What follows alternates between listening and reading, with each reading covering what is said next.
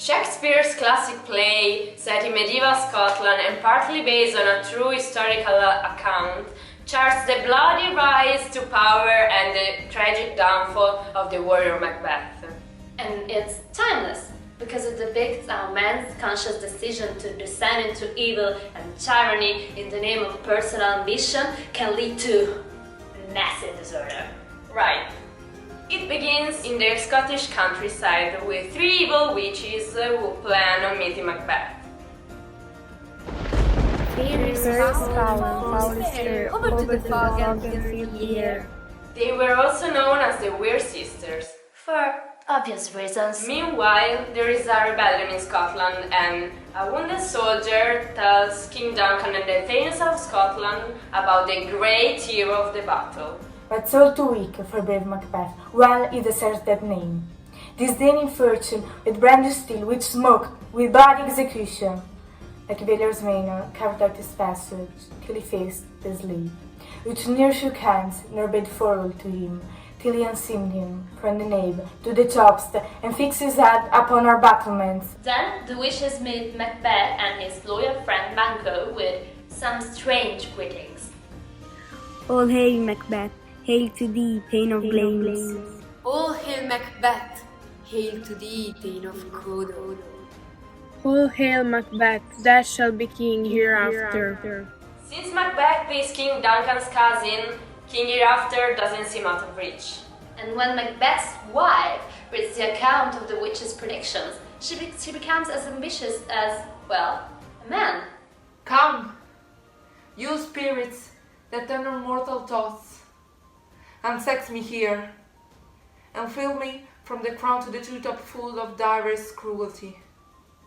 Make thick my blood, stop up the access and passage to remorse, that no concussion visiting of nature shake my fell purpose, nor keep peace between the effect and it. You must kill King Duncan and take your rightful place on the throne. Macbeth's sense of right and wrong is now in conflict with his own ambition. Lady Macbeth, on the other hand, appears to have no problem with murder. Then Macbeth sees a ghostly dagger and he's convinced that it's a sign that he's supposed to kill Duncan. Is this a dagger which I see before me? The handle toward my hand? Come, let me clutch thee. I have thee not, and yet I see thee still. Art thou not, fatal vision, sensible to feeling as to sight? Thou marshalest me the way that I was going, and such an instrument I was to use. When the king's body is found by Thane Macduff, Macbeth must quell suspicion, so he blames the servants. The news spreads. Duncan is buried, and his sons are under suspicion because they fled to England. So, the kingship of Scotland is passed on to Macbeth. As Macbeth's thirst for power grows, Lady Macbeth starts to have doubts. But Macbeth no longer needs his wife to spur him to action. His ambition pushes him so far as to kill his own best friend, Banquo. So when he hears that Fleance, Banquo's son, has survived, he starts going insane and sees Banquo's ghost. Avaunt, and quit my sight. Let the earth hide thee. Thy bones are marrowless, thy blood is cold.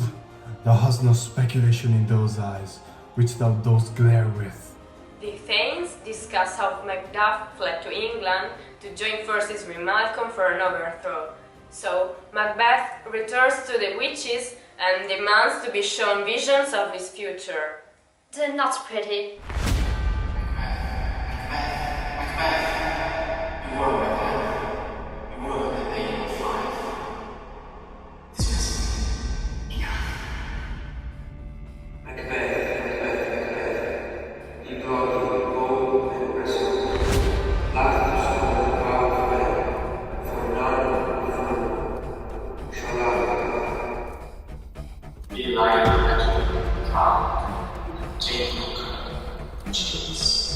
Rights, others, ones,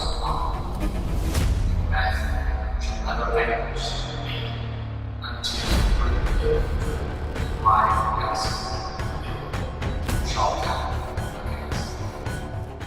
When Macbeth hears about Macduff's trip to England, he hires assassins to kill him. But when they find him not at home, they kill his family. Meanwhile, Lady Macbeth is torn apart by guilt for what she's done, and eventually kills herself. Out! Damn spot out, I say! Out!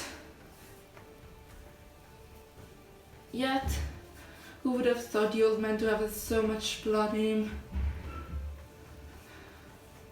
him?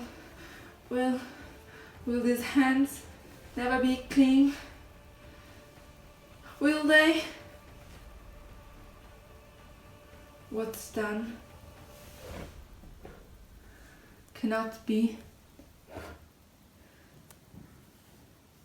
undone. The Thanes of Scotland are closing in.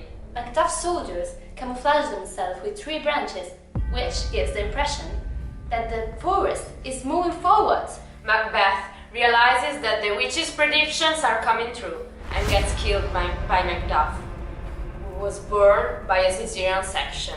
So technically, not of a woman. Well, that just goes to show life is a tale told by an idiot, full of sound and fury, signifying nothing. And that's Shakespeare's ray of hope, Good can triumph over evil. because the madness of tyranny will eventually be its downfall.